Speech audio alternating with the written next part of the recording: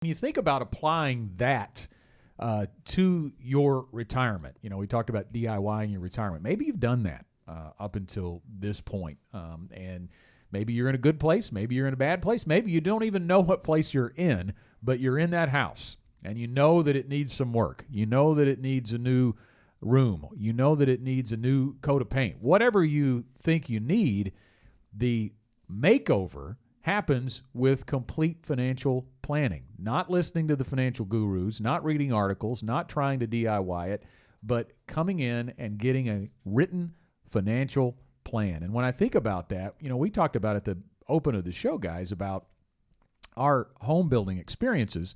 We started with the construction. It really starts before that. It starts with the meeting with your architect. Oh, yeah. Yeah, because when you say extreme, having built 3 houses and going through the process and getting, I think about, having built 3 houses and now being a financial advisor and helping people walk through the retirement process, I think about this guy that goes down to Home Depot, buys all these materials, has them delivered to some land, and then just starts looking like, hey, I'm about to start putting this house together with just these materials without having a actual blueprint.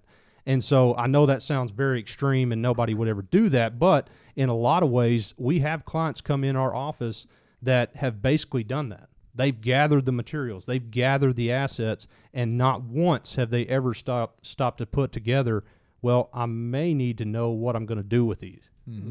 And how to put this together. So, yes, that is a little bit of an extreme analogy about going, just dumping a bunch of materials on a piece of land and saying, hey, I'm going to build a house without a set of blueprints. But absolutely, I know by going through it 3 times, that set of blueprints, even though we had to make some scribbles on it from time to time, we had something pretty set in stone as actually what we're going to do. And to Chad's point, Scott, just because you have the money doesn't mean you have the plan. Mm-hmm. I've had people walk in and go, okay, here's my plan, and it was their statement on their 401k. Well, that's not a plan. That's just an accounting of where your money is. Right. How are you going to use that money? What are the things that you're going to do with that money? How are you going to actually allow that money to affect your life?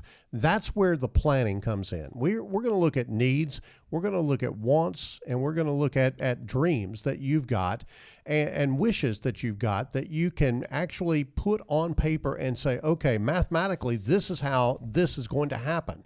That is the planning part of it, and that's where the difference maker comes in with the Gen Wealth Ready to Retire process.